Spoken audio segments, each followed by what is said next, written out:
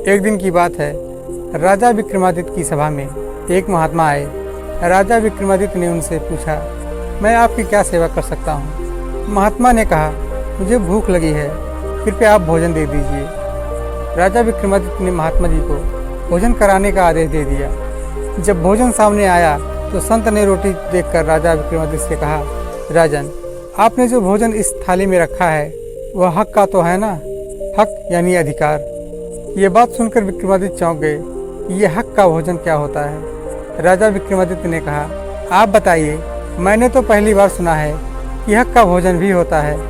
संत ने कहा, गांव में जाइए और वहां आपको एक बूढ़ा व्यक्ति मिलेगा, उससे पूछिएगा।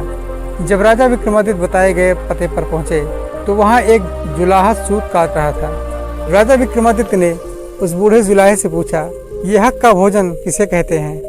उस बूढ़े ने कहा, आज मेरी इस पत्तल में जो भोजन है उसमें आधा हक का है और आधा बेहक का है। राजा विक्रमादित्य ने बूढ़े व्यक्ति से कहा, कृपया ये बात मुझे ठीक से समझाइए।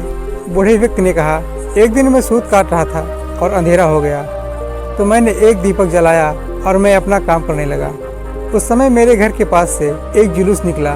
जुलूस में शामिल लोगों के हाथ में मसाले थी। मेरे मन में लालच आ गया तो मैंने दीपक बुझा दिया और उनकी मसालों की रोशनी में अपना काम करने लगा। उस काम में मुझे जो धन मिला उससे मैंने ये अन्न प्राप्त किया है।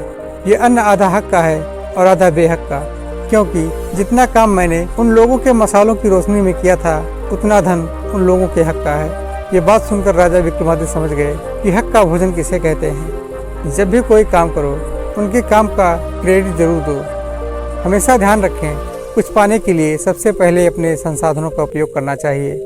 अगर दूसरों के संसाधनों का उपयोग किया है तो उन्हें इसका श्रेय जरूर दें। हमारे हक का हमारे परिश्रम और हमारी वस्तुओं से ही प्राप्त किया हुआ होना चाहिए।